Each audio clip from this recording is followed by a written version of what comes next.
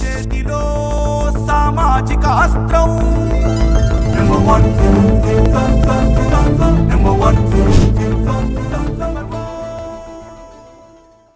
వాడికి అసలు వాడికే ఒక ధర్మం లేదు.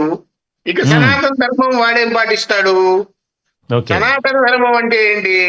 ముందర వాడి తల్లిదండ్రుల్ని సక్రమంగా చూసుకొని తర్వాత సనాతన ధర్మం గురించి మాట్లాడమనండి. వీడు ఆమెకి తాళి కట్టాడు అంటే ఒప్పుకుందాం, కాసేపు ఒప్పుకుందాం. అఘోర వ్యవస్థలో కామ క్రోధ లోభ మోహ మద మాత్సర్యాలు అనేటువంటివి దరి చేరకూడదు. రైట్, నీకు కామాన్ని కలిగించి నీకు కామ కోరికలు కలిగినాయి, ఒప్పుకుంటాం. నువ్వు తాళి కట్టావు, అది యాక్సెప్ట్ చేస్తాం. నీకు అంగమే లేనప్పుడు నువ్వు తాళి కట్టి ఏం చేస్తావురా దరిద్రపు నా కొడక.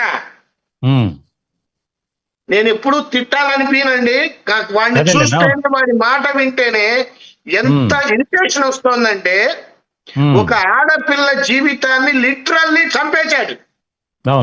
అండ్ వీడంతటా వీడే గంగ దగ్గర నుంచి ఫోటోలు దిగుతూ నేను శవ పూజ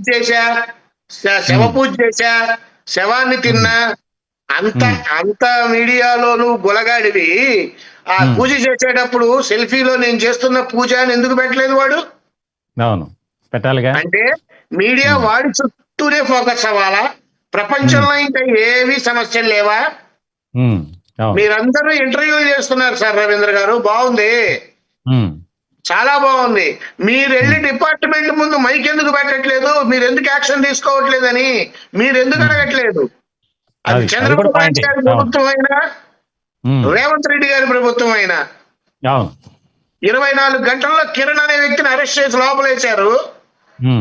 డిపార్ట్మెంట్ వాళ్ళని కొడితే వీడిని రామ్మ బుచ్చి కన్నా అని పంపిస్తారా? సిగ్గుందా గవర్నమెంట్ కి? ఏం మాట్లాడుతున్నారండి అసలు? ఏం మెసేజ్ ఇవ్వాలనుకుంటున్నారు? ఇంత దారుణంగా ఇలాంటి వాళ్ళు ఆర్థిక వ్యవస్థని నాశనం చేస్తారండి.